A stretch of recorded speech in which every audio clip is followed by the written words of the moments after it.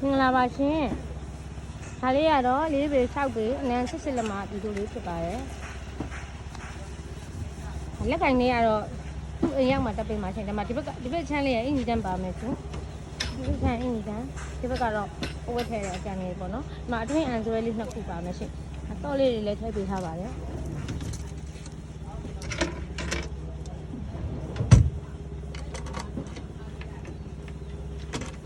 အန်ဆွဲလေးနှလုံးပါရရှင်အန်ဆွဲလေးနှလုံးပါရရှင်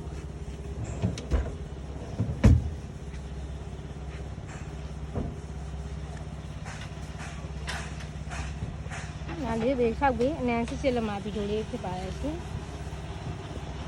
လက်ကင်လေးကတော့သူ့အိမ်ရောက်မှာထည့်ပေးမှာရှင်ဒါပါပေါင်းတိုင်းပြင်ပြီးလုပ်ထားတာပါ